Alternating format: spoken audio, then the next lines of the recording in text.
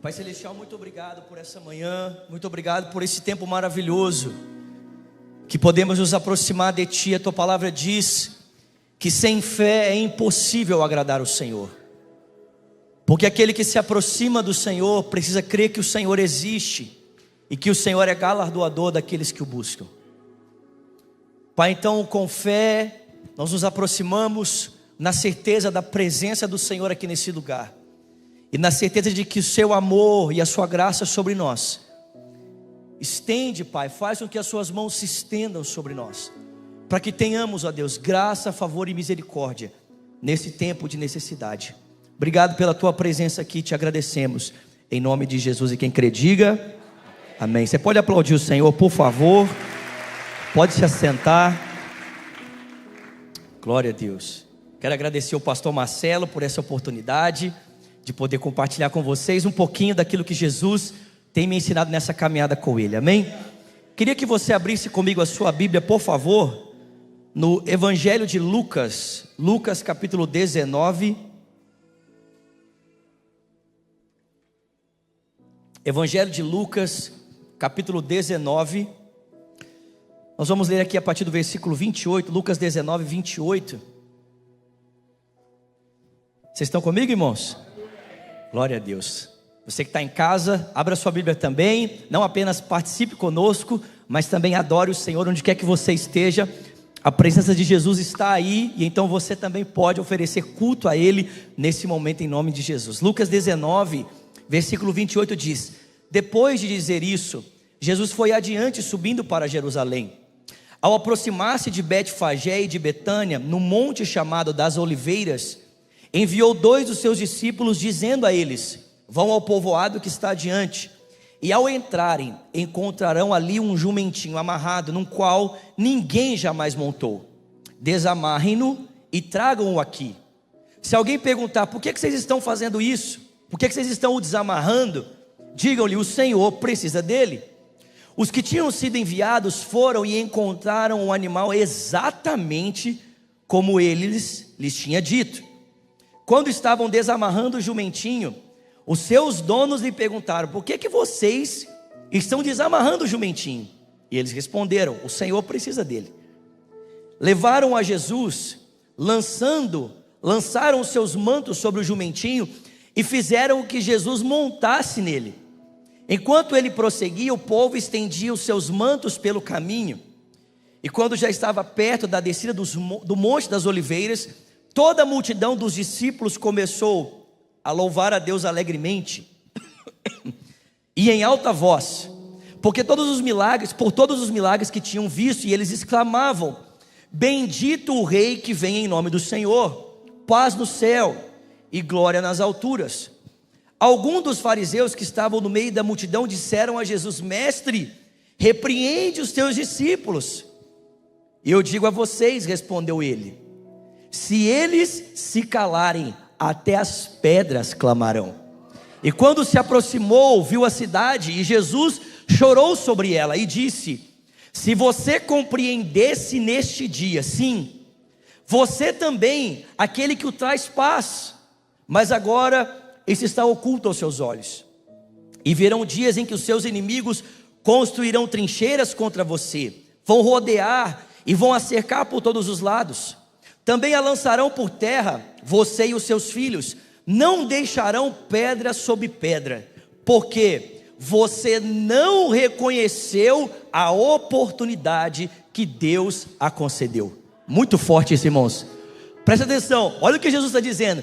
Você não vai experimentar o bem, por quê?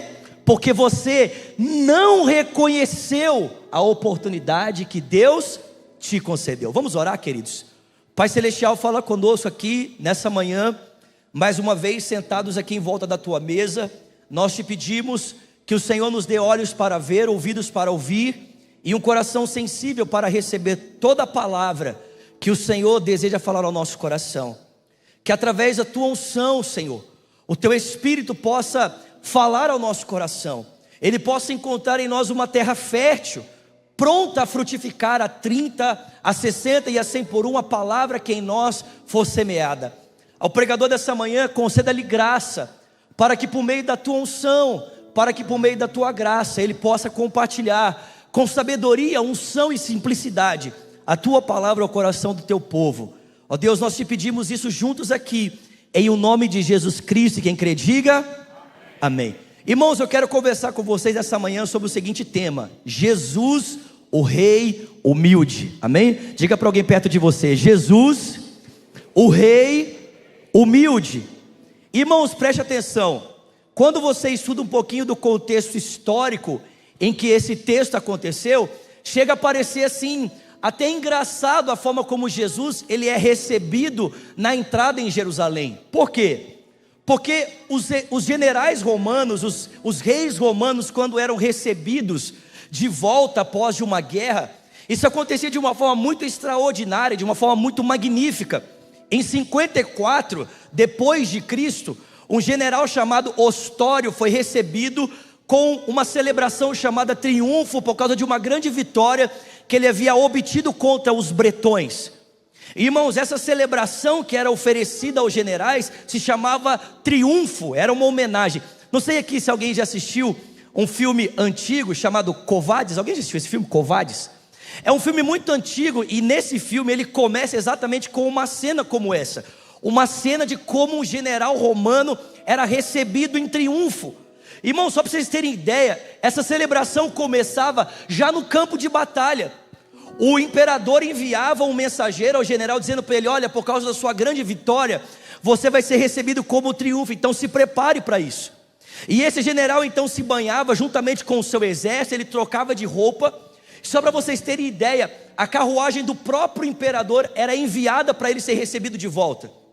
Esse general se vestia de uma roupa branca, pintava suas mãos de vermelho e o seu rosto de vermelho, porque durante essa trajetória ele era comparado à maior divindade dos romanos, que era Júpiter.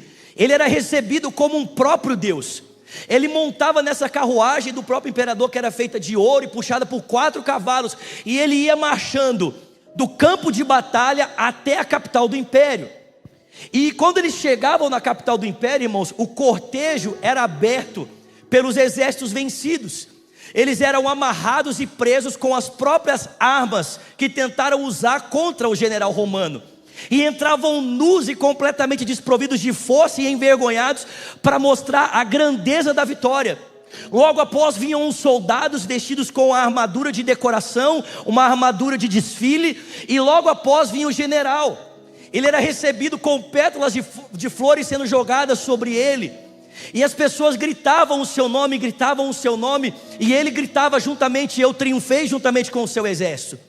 Em um determinado momento do cortejo, para que o general não perdesse a cabeça, um escravo se aproximava dele, colocava uma grande coroa sobre a sua cabeça, um cetro na sua mão direita e uma coroa de louros na sua mão esquerda, mas dizia para ele: não se vanglorie, porque não és Deus.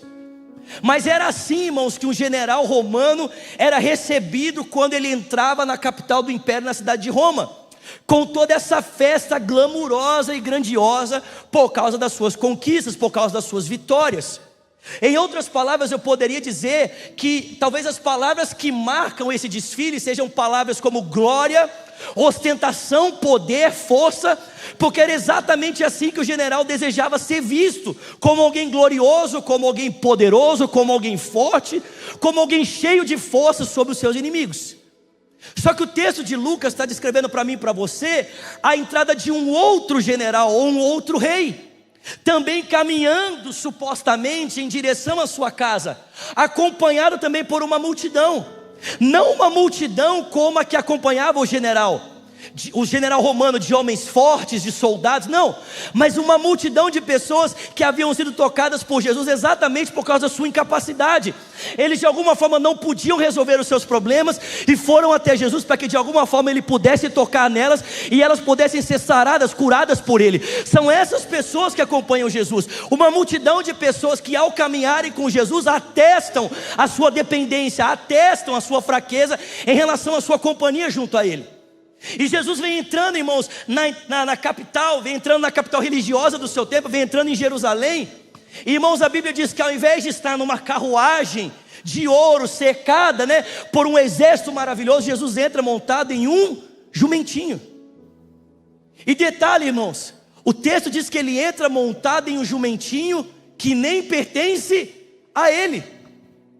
E se eu pudesse descrever para vocês, irmãos, palavras que marcam essa volta do rei humilde para Jerusalém, eu certamente não diria para você que as palavras que marcam a volta do rei humilde para Jerusalém é poder, força, glória, ostentação, não. As palavras que marcam a volta do rei humilde para Jerusalém certamente são humildade, mansidão, amor e misericórdia. Tem alguém comigo aqui? Essas são as palavras que marcam a volta desse rei humilde entrando em Jerusalém. E nós podemos perceber, irmãos, a humildade de Jesus exatamente nesses passos que ele dá ao entrar em Jerusalém. Em primeiro lugar, nós podemos perceber a humildade desse rei exatamente pela forma como ele entra em Jerusalém, montado em um jumentinho. Agora, irmãos, preste atenção, eu não sei se vocês entendem isso, mas de certa forma essa entrada de Jesus montada em um jumentinho era um ato de subversão. Era como se fosse quase que uma zombaria ao poder e à estrutura do império. Porque, irmãos, preste atenção, a grandeza e a força de um general romano era percebido exatamente em toda a pompa que o cercava quando ele voltava para Roma. Mas Jesus não entra cercado de pompa e de glória, ele entra montado em um jumentinho. Por quê, irmãos? Porque a glória do homem que entra em Jerusalém não está nas coisas que o cercam, mas na pessoa que ele é. Ele não precisa de toda essa pompa, de toda essa glória, para que as pessoas o reconheçam como alguém glorioso e poderoso. Não, mesmo montado em um jumento, a multidão que o cerca olha para ele e diz: Hosana nas alturas, bendito é o que vem em nome do Senhor. Porque não é a pompa que o cerca que faz glorioso, é quem ele é. Ele é glorioso. Ele não precisa de miríades de exércitos o cercando para que as pessoas olhem para ele e percebam a sua glória. Irmãos, preste atenção, andando nas ruas de Jerusalém, da Judéia, como um simples galileu, as pessoas olhavam para ele e reconheciam: verdadeiramente esse é o Filho de Deus. Porque ele era glorioso. Não era apenas, né? Mas ele é glorioso.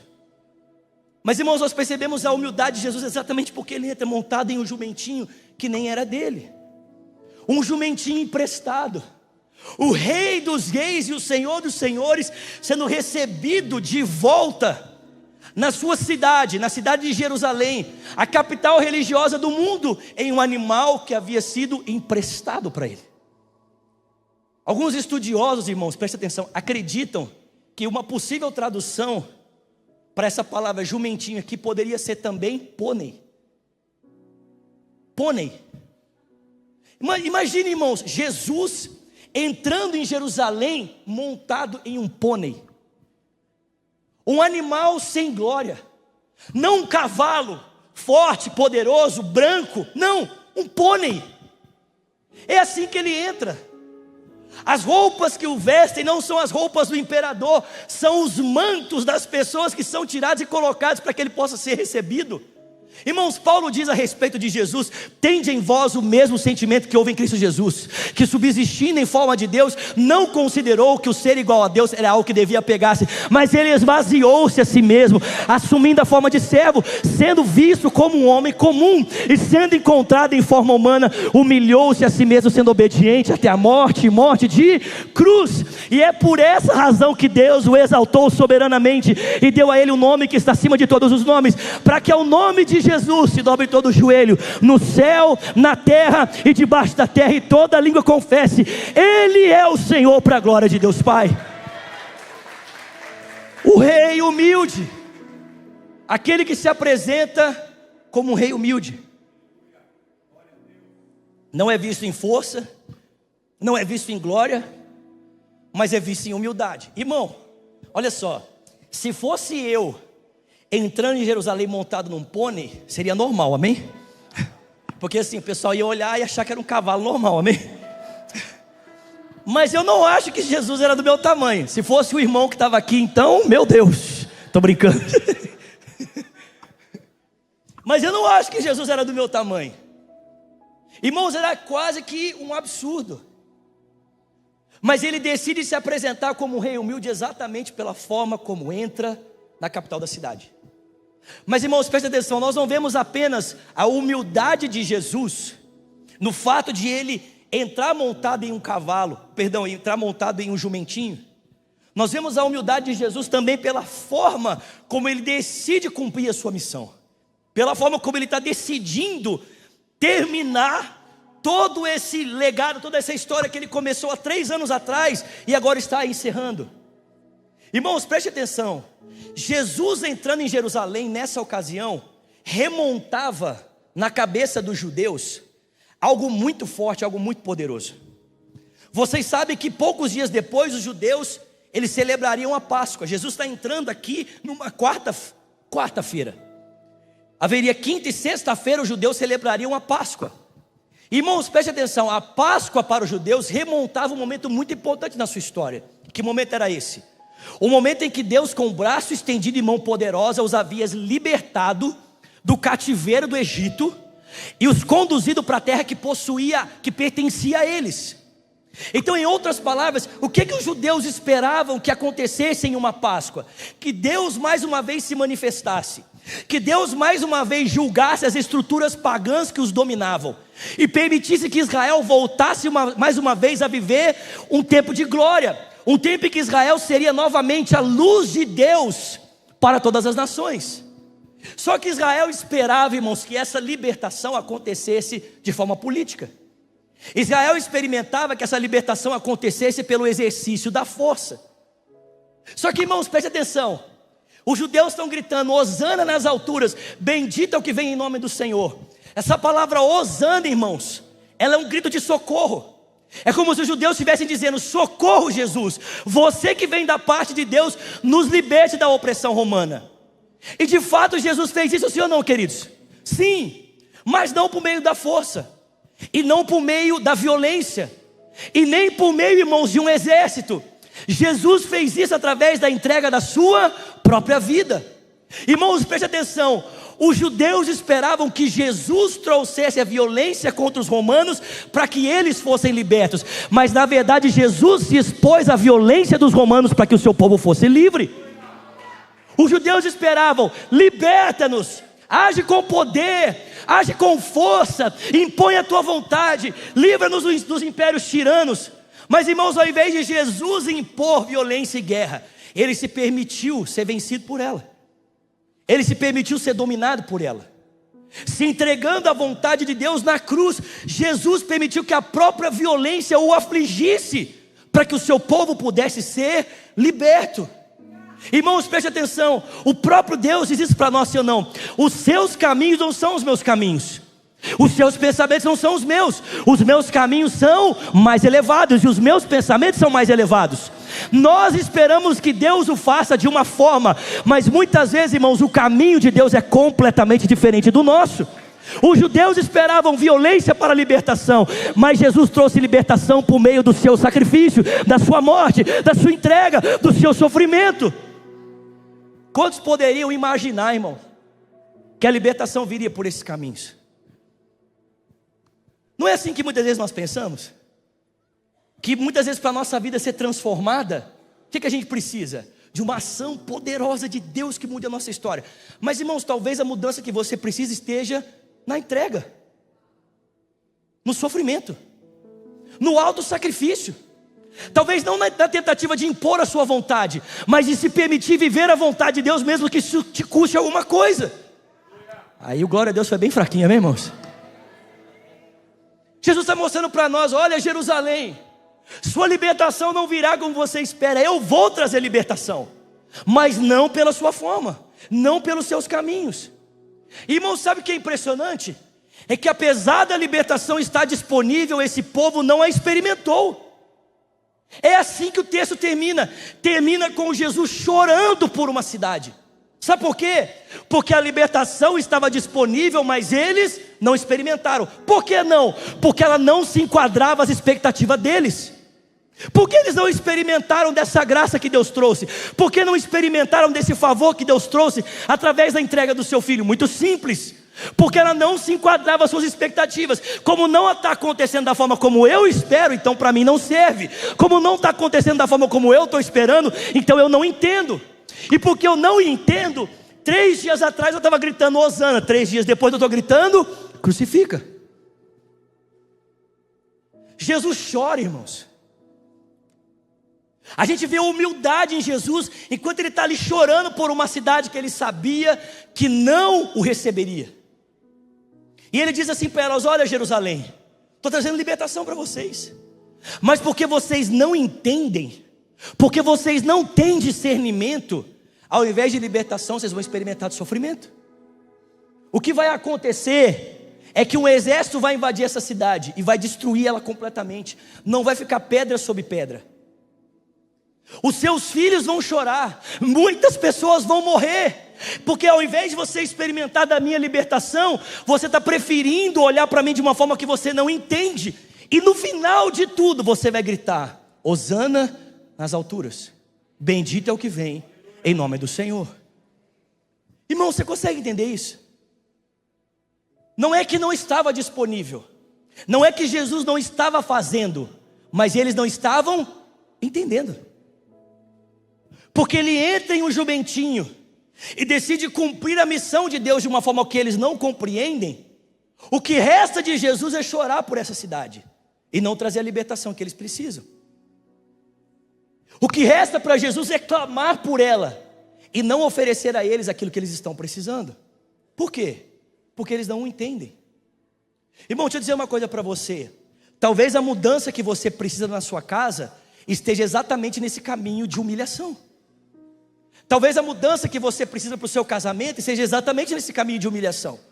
Talvez a mudança que você precisa na vida dos seus filhos esteja exatamente nesse caminho de humilhação. Talvez não esteja numa intervenção extraordinária de Jesus, mas uma intervenção extraordinária sua, decidindo ser humilde ao invés de ser alguém arrogante, decidindo ser alguém simples ao invés de tentar pela sua própria força impor a sua vontade. Irmãos, preste atenção, mudanças grandiosas acontecem quando nós decidimos trilhar o caminho de Jesus. E o caminho de Jesus, irmãos, não necessariamente é o caminho do poder e da força, mas o caminho da simplicidade, do amor, da humilhação e da entrega. Sim ou não, queridos? Mas muitas vezes nós não queremos andar por aí. A gente espera que Deus faça da nossa forma e do nosso jeito. Mas Jesus está dizendo assim: olha, eu posso dar a você aquilo que você precisa, se você decidir reconhecer quem eu sou pelo caminho que não se encaixa a sua expectativa. Eu quero terminar contando para os irmãos uma história.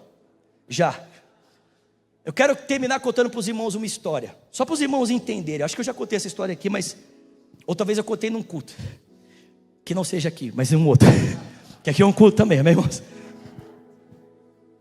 Mas olha que interessante. Eu vou contar duas histórias, amém, queridos? A primeira história que eu quero contar foi uma coisa que aconteceu na minha vida juntamente com a Virgínia.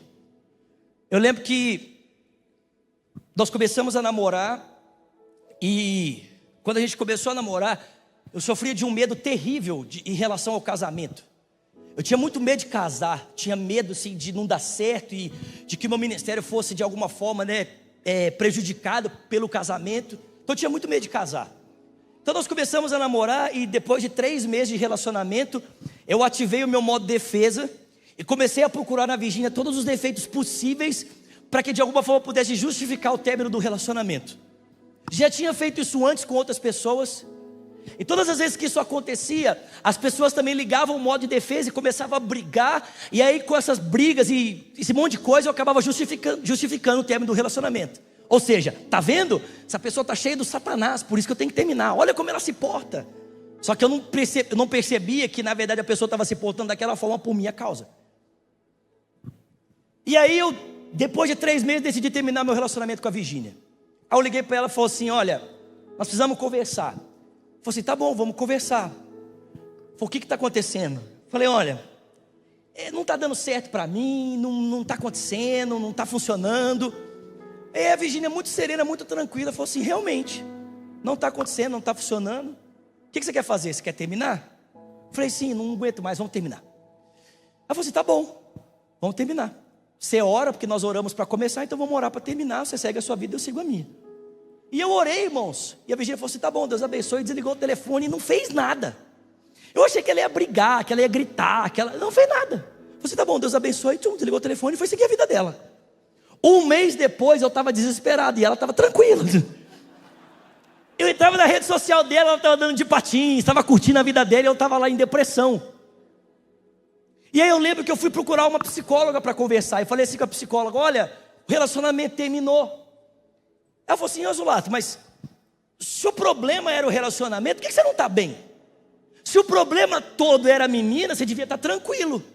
Porque você veio falando para mim que o problema era a menina, só que você não está bem, e está dizendo que o problema é a menina, tem alguma coisa errada. Aí eu falei para ela: eu realmente não entendo isso, porque realmente o problema é a menina, mas eu não estou bem. Ela falou assim: Zulato, posso falar com você abertamente? Eu falei: pode. Sabe qual é o seu problema? É que você é orgulhoso. O seu problema é que você acha que você é muito superior. O problema não é a menina não, o problema é você. Se você não mudar os seus valores e não mudar a sua forma de decidir a sua vida, você nunca vai ser feliz nessa área. E ela começou, irmãos,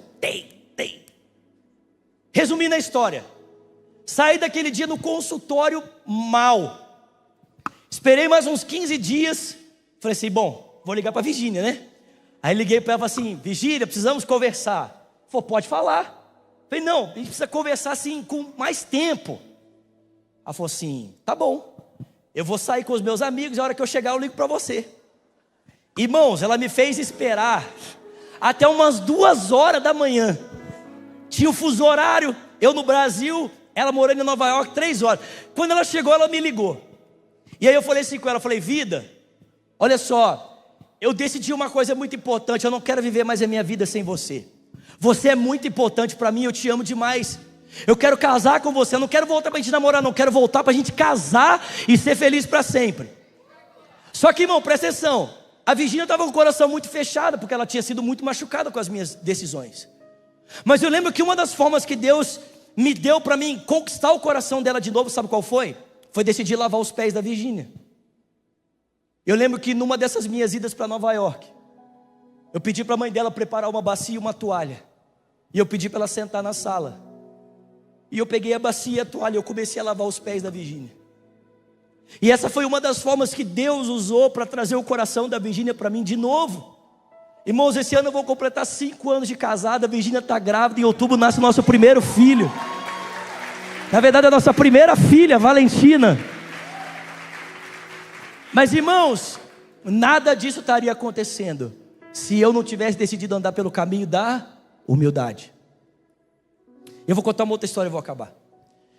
Eu lembro alguns anos atrás, uma amiga minha me contou essa história, ela me impactou muito. Várias vezes eu compartilho ela. Ela não é uma história minha, mas me marcou muito. Essa minha amiga chama Daniela. E ela contou que alguns anos atrás, a família dela não estava muito bem. O pai começou a perceber que a família não estava bem, o coração da esposa não estava bem, os filhos, parece que cada um estava andando para o seu lado dentro de casa. E esse pai, um homem de Deus, começou a orar pela sua família. E dizer para Deus: Deus, eu não aceito perder a minha família. Eu não aceito perder os meus filhos, não aceito perder a minha esposa, não aceito perder a minha sogra que morava com eles na época. Irmão, tem que ser crente para orar pela sogra, amém? Muito crente, estou brincando, mas é verdade. Oh Jesus, abençoa minha sogra, Senhor, onde ela quer que esteja, se o Senhor puder levá-la para... Estou brincando.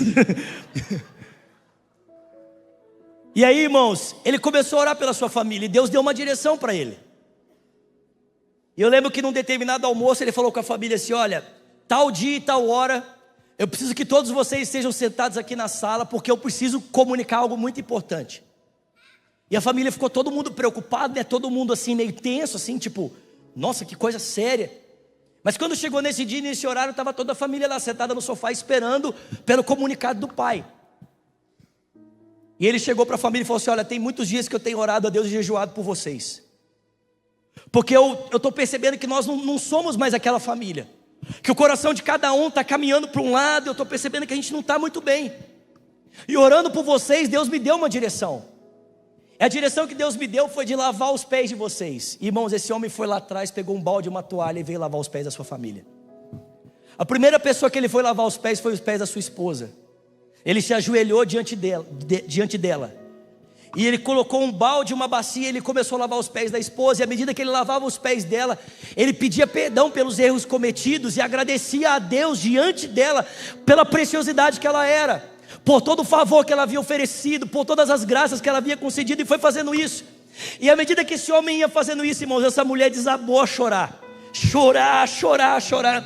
Logo depois ele fez isso com a filha mais velha, fez com o filho mais novo, fez com a sogra. E quando ele acabou, ele pegou o balde e a toalha e ia saindo. A esposa se levantou e falou: não, não, não, não, me dá esse balde e essa toalha aqui. E ela sentou o marido, lavou os pés do marido, da filha mais velha, do filho mais novo e da sua mãe. Depois a filha mais velha fez isso, o filho mais novo fez isso, a sogra fez isso. E naquele dia eles terminaram se abraçando e chorando juntos. E essa menina disse para mim: Zulato, depois desse dia a minha família nunca mais foi a mesma. Sabe, irmãos, talvez o milagre que você precisa viver na sua casa seja exatamente esse: o milagre da humildade, o milagre de ser uma pessoa simples diante de conflitos, o milagre de reconhecer que às vezes Jesus se aproxima de nós por caminhos que não parecem os caminhos que nós desejamos, mas isso não significa que eles não sejam eficazes.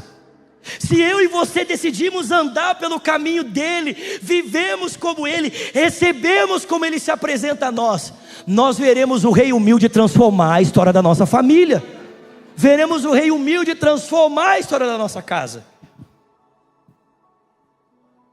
Irmãos, esse texto termina de uma forma muito forte. Essas pessoas não receberam porque Jesus não estava fazendo, elas não receberam porque não estavam entendendo. Sabe, a minha oração é que a bênção de Deus não deixe de nos tocar pela nossa arrogância, pelo nosso orgulho. Tiago 4, você conhece esse texto. Tiago diz: humilhai-vos debaixo da poderosa mão de Deus, para que Ele os exalte. Que haja em nós, irmãos, humildade, como desse rei humilde, Jesus o rei humilde, para que possamos ver a nossa casa e a nossa família ser transformada pela sua glória, pela sua mansidão, pela sua humildade e pela sua graça. Amém? Você pode ficar de pé no seu lugar, por favor?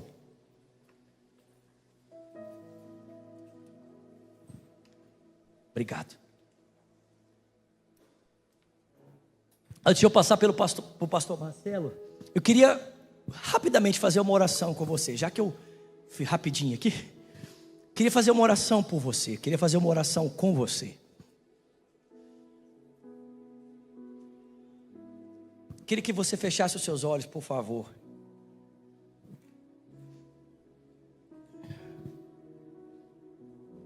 Sabe, irmãos, talvez a mudança esteja exatamente no ato de liberar perdão.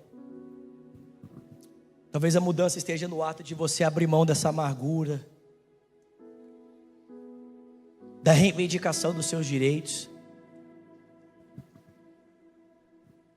e dizer para Jesus: Jesus, eu quero seguir o seu caminho, eu quero que o Senhor faça do seu jeito, da sua forma, não do meu, mas do seu jeito, da sua forma. Pai Celestial, juntamente aqui com os meus irmãos dessa manhã, Pai, quero te agradecer pelo exemplo de Jesus. Jesus é extraordinário, Pai. Eu sei que naquele glorioso dia, quando Ele voltar, para estarmos eternamente com Ele, Ele vai voltar com toda a glória que Ele merece. Mas nesse dia, na entrada em Jerusalém,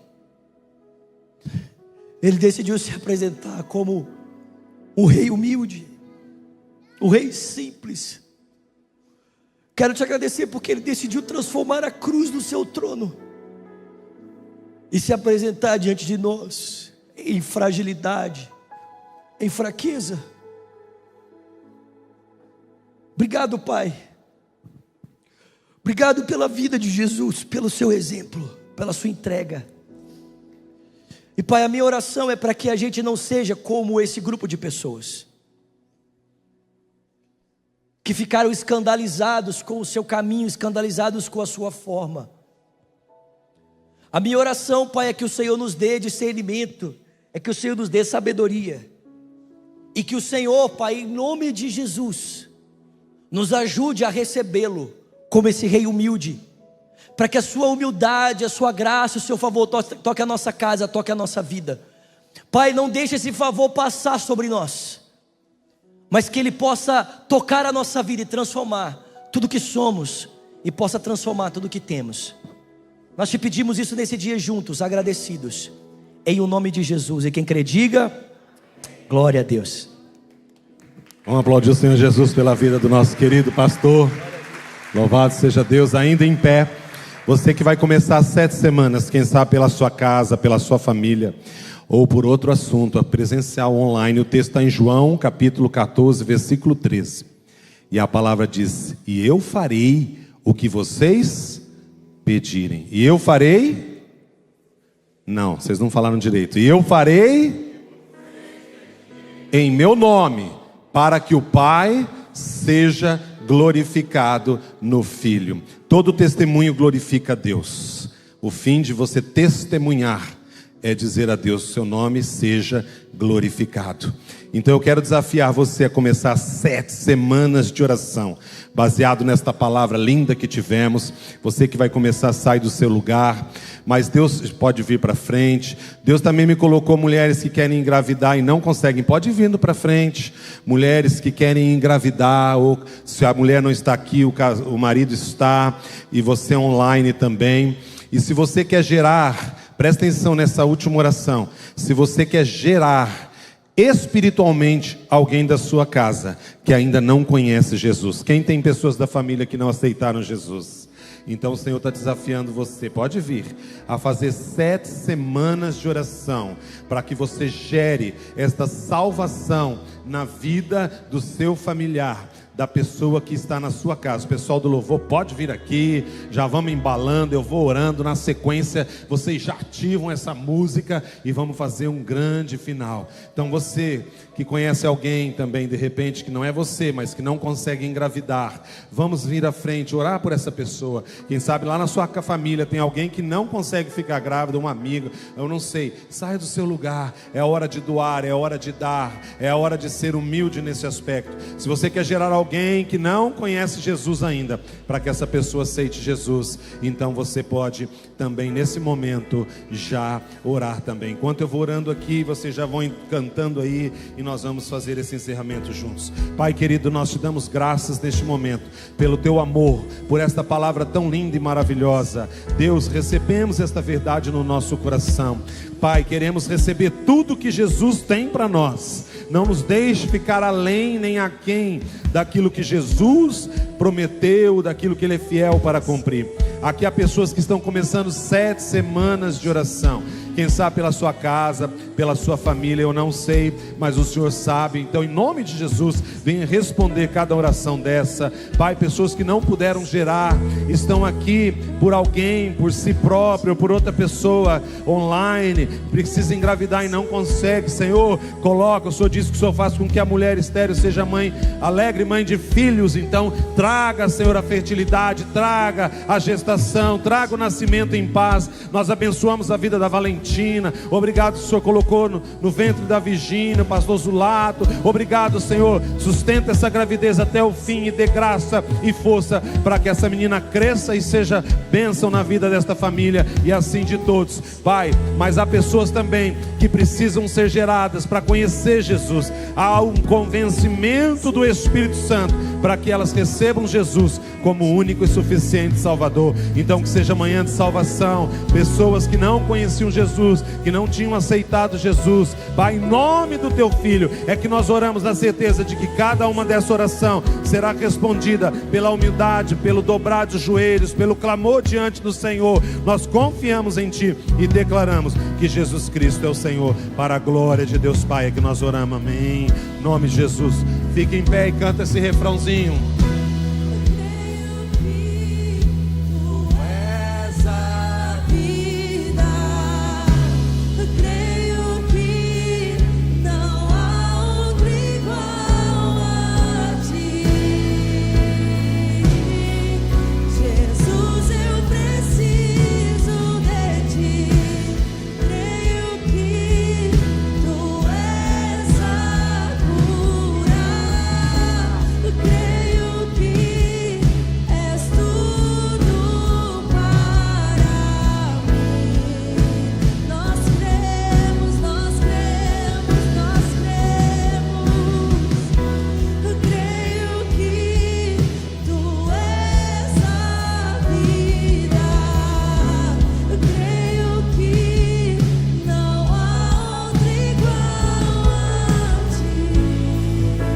Aleluia, Senhor. que o grande e poderoso amor de Deus, que a graça bendita de Jesus, nosso eterno Salvador, a comunhão, a consolação, a doce presença do Espírito Santo estejam conosco aqui, com aqueles que estão online e com todo o povo de Deus espalhado pela face da terra, não só hoje, mas todos os dias, para todos sempre. Amém. Deus abençoe. Até a terça que vem. Manhã maravilhosa, o Senhor preparou para nós aqui no Culto Hope, na Lagoinha. Assim como o pastor Zulato falou, o caminho de Jesus é o caminho do amor, da humilhação. Que você possa essa semana se encher com essa palavra, criar essa expectativa no seu coração. Que você tenha um coração genuíno de arrependimento, um coração humilde, para que a sua casa também seja transformada.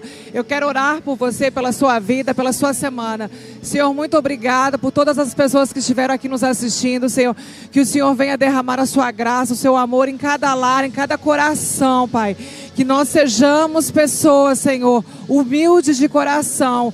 Forja em nós o caráter de Cristo, Senhor. Que nós possamos nos tornar cada vez mais parecida com Jesus. Indiferente das adversidades que estamos enfrentando hoje, Senhor.